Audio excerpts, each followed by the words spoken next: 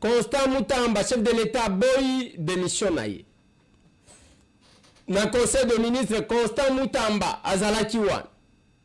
Constant Moutamba, Makambo Belé. Qu'est-ce qui s'est passé hier au conseil de ministres?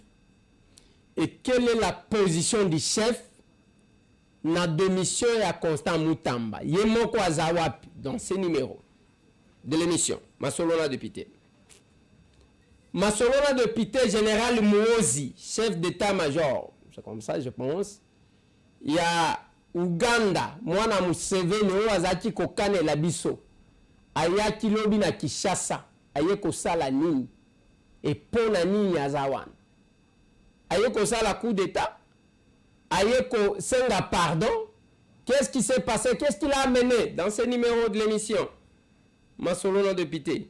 Tosololi ba magamumi bale wana. Je pense très bien que vous avez belé, il y a Kolanda chaîne partout dans le monde.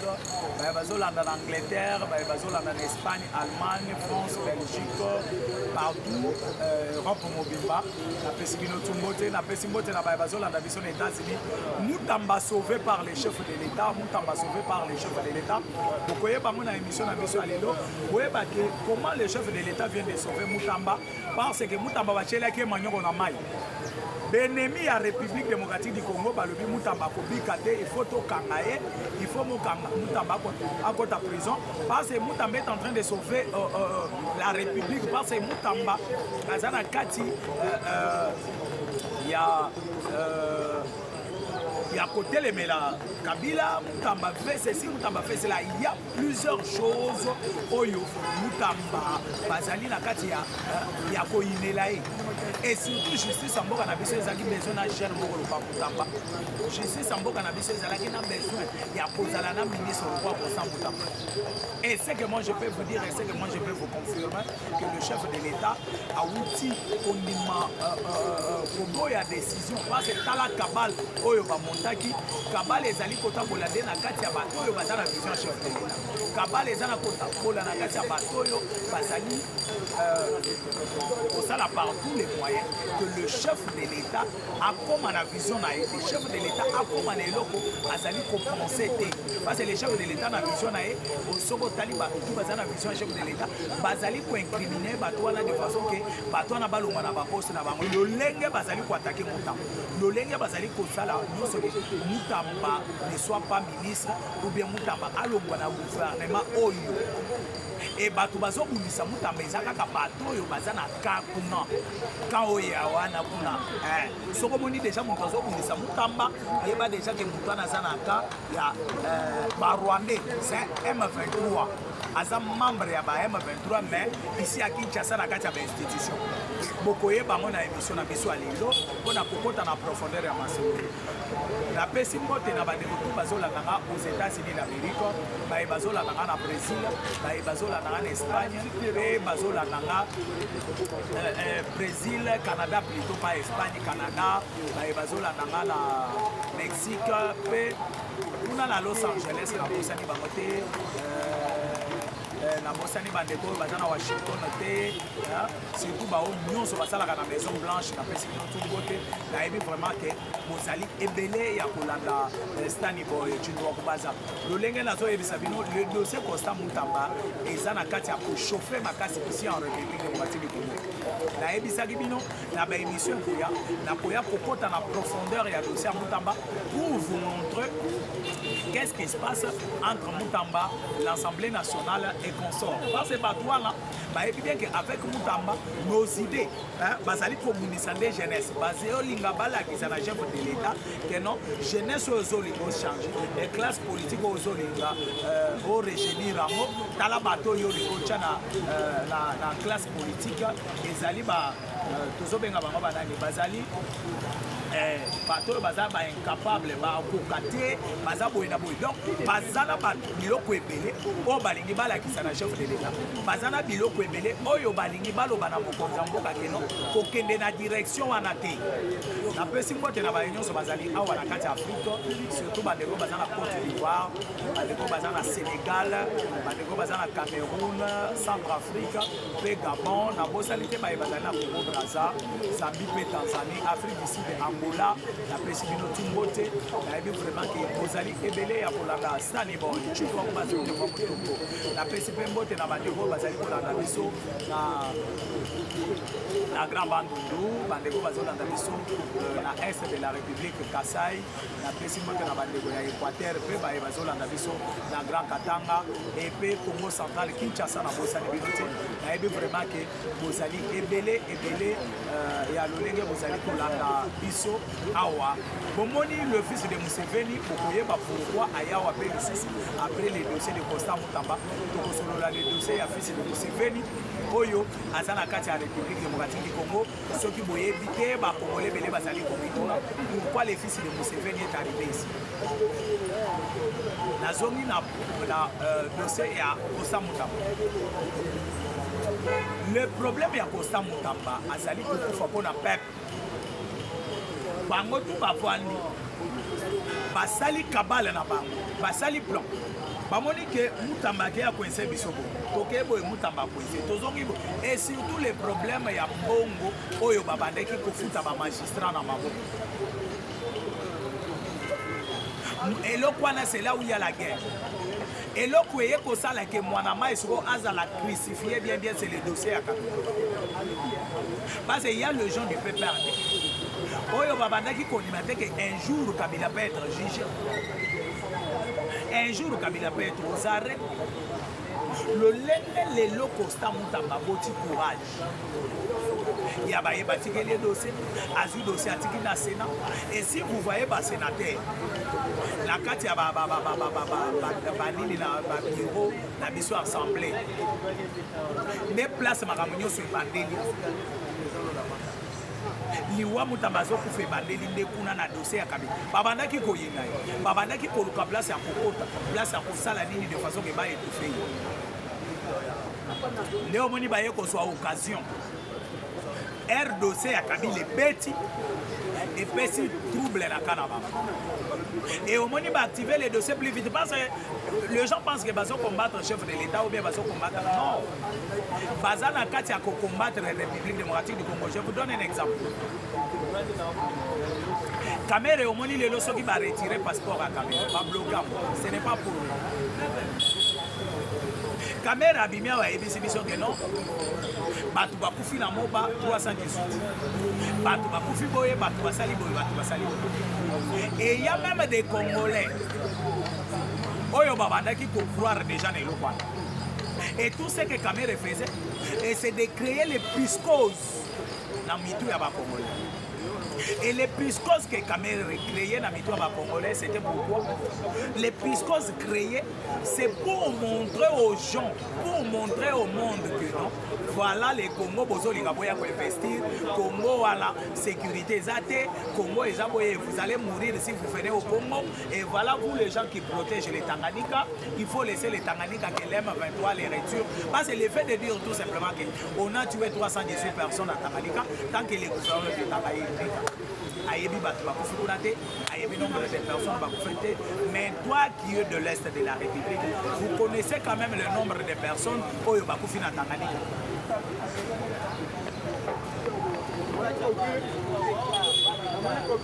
Toi qui es de l'Est de la République, vous ne connaissez pas le nombre de personnes Bakufina Walungu qui est votre territoire, mais vous savez quand même le nombre de personnes Bakufina Tanganyika.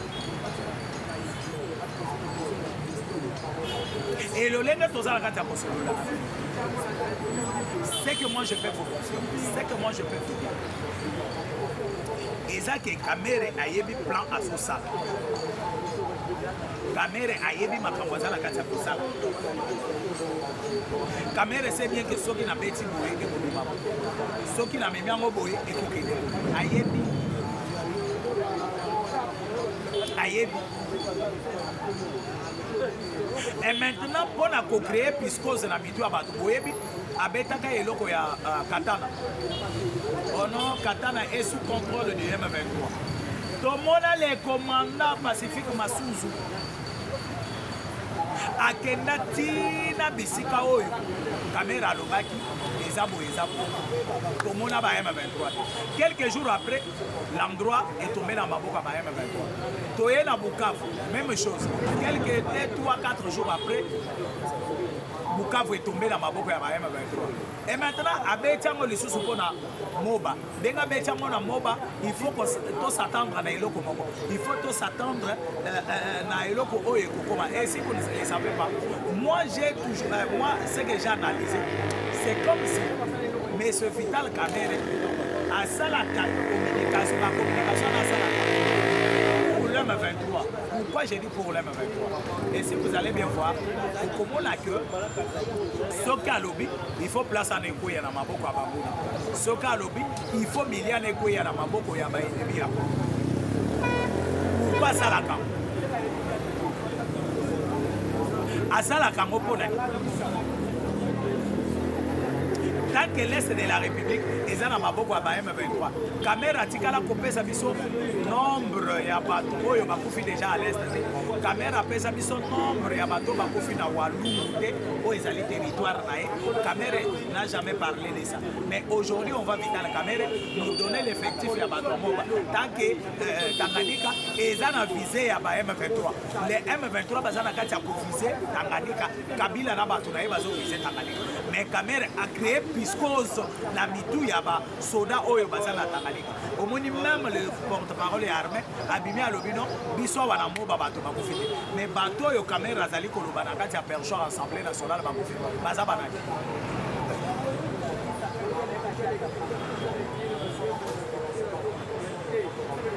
Baza banani.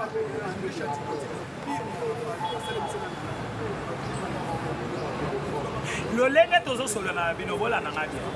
Bola na ngadi. Ouais maintenant le vidéo. Ouais mes vidéos, vous likez. Vous commentez vidéo na biso, vous commentez vidéo na biso. Vous commentez awa tozo continuer na masolo, on a koyé bisabino ke visé ya ba Rwandais. C'est comme ça. Comment Costa Mouta ne peut pas avoir des problèmes ici à Kinshasa? Mais na Rwanda, bazo sofa ba champagne. Olive Lembe a sofi ba champagne na Dubaï. Balobi ya sakanaki na rais. Ya sakanaki na rais. Omoni lelo mais Mutamba azali kokufela ndemboka. Bana mboka il faut bino nyonso botelema, il faut aimer vidéo pour na mona que vous êtes ensemble avec nous.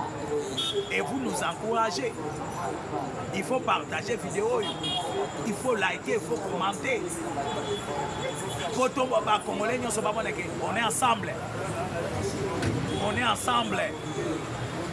Mes chers amis, Batoubakou fait belé. Caméra lobeli bangote. Et puisque on a créé, pourquoi la PCB nous exemple à Katana na PCB? Oyebi soda azana front.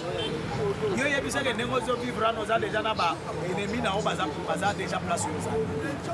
Et le point de coach d'abord soda fous. Soda comment la place on a commis na danger. Il faut dans le monde. C'est comme ça que vous avez vu que Basoda Balongwa na Bukavu, Bitumba pe Bundamate, M23 bakota na Bukavu, Bitumba et Bundamate Masasi pe Beta. Mais na Goma quand même il y a eu les résistances, mais na Bukavu et Salamate. Basoda Balongwa qui déjà bien avant. Basoda Balongwa qui déjà bien avant. Et de même aussi, il y a un plan qui se monte. Peut-être, il y a les membres déjà M23 Bazana Moba, Bazaboye. Quand nos FARDC vont se retirer, M23 déjà dans ma bobo, Moba déjà dans ma bobo, M23 Bazana déjà dans ma bobo. Et ce qui vous dit, nos monignos sont là. Nous avons monté même un plan d'élection, il y a cour constitutionnelle. Oyo bakei côté les présidents, Oyo Bisoto Yebike Apoza la président Azadi Papa Nabiso, le pasteur, c'est qui encore le nom, le pasteur Dieu donné Kamouli. bayebi ke de donné kamule est condamné matata fo et Kabila soka kangami mutu akosamisa ese de donné kamule lolenge kozala bongo comme Kabila ancien président. Il faut toluka maintenant moyen ya koétouffer Kamuleta ndenge tosi toétouffer Mutamba toétouffer mpe Kamuleta mutu na biso azala déjà wana lolenge mutu na biso akozala là nous allons prendre maintenant des décisions et c'est ekozala badécision na biso nde mutu oyo tokotya wana azala omoni bakendaki kosala feti na ndako ya l'un des candidats candidat moko bakenda kosala feti na ndako na ye bazalaki ebele e baoyo nyonso bomoni o ambongo bashole banani bazalaki na kati ya feti chez la dame bazalaki na kati ya feti chez la dame. Pourquoi basali feti wana basali feti wana bayebi bien que non on a besoin de la cour constitutionnelle a besoin de to bato et ceux qui bozo yeba la cour constitutionnelle que vous voyez là ba kozala même capable de juger même chef la cour constitutionnelle ba juger même chef et maintenant pour pas juger pour et comme à niveau à la tête vous obéissez à la tête la cour constitutionnelle il faut monter à la vision chef de l'état à la wana moni ba monyo so bavandi ba le il faut yalo il faut Dieu donner basangisi bambongo euti balo alaba bambongo euti bakatanga bambongo euti Rwanda bambongo euti boye basangisi nyonso pona koya ko corrompre nango ou bien koétouffer nango élection ya bureau ya cour constitutionnelle pour étouffer le bureau, il y a cour constitutionnelle. Nous sommes des papas. Et ça, façon moko ya malamu ya combattre la République démocratique du Congo selon Bango. Façon moko ya kocha na mal à l'aise Bango, les selon Bango. Na yebisa kibino. Ayebisaki bino bato oyo bazana biso te bato oyo bazana biso te bakotikalaka mpe kozala na peuple congolais ere bazoleka kuna na baassemblée nationale ozomona balobi c'est comme si baza ensemble na assemblée nationale soka assemblée nationale baza na biso te et bah député au moni pe batelemisaki bango pa caméra o totelema une minute de silence pour na bantu bakofina momba et les députés aussi batele ba député batele ba député batele mi pona nini oh non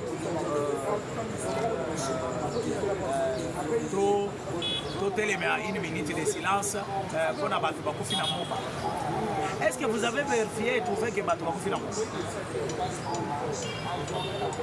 Vous avez vérifié et trouvé que Bato Bakoufi n'a pas?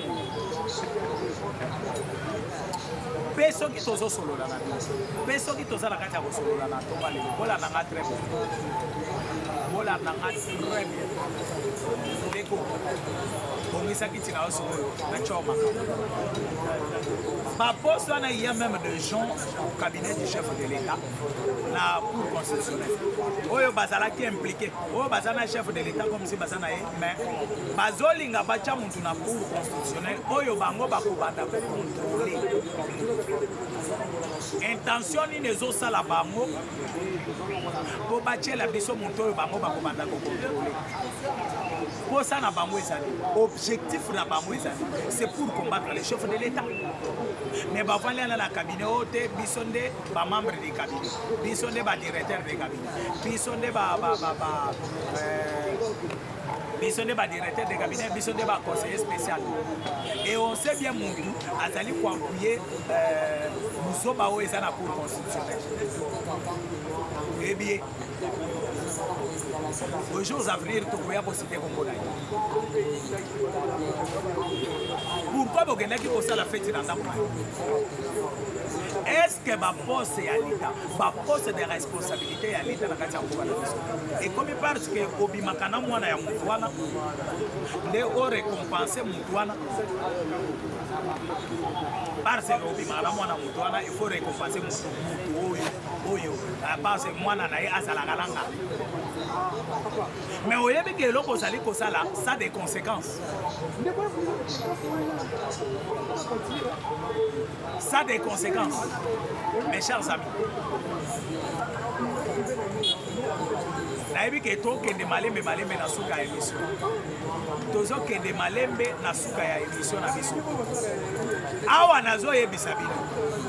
Ma décision prise par les chefs de l'État pour la Constant Moutamba, c'est pour les sauver. Je vous dis bien, les chefs de l'État prennent des décisions pour sauver Constant Moutamba. La lobby de l'émission pourquoi les chefs de l'État ont ma décision et quelles sont les décisions prises par les chefs de l'État. Quelles sont les décisions prises par les chefs de l'État qui peuvent sauver notre ministre de Justice et l'État, Constant Moutamba. Les Mineta va être sauvés par les chefs de l'État. D'ici là, Bokoyoka a communiqué. D'ici là, communiqué comme ça.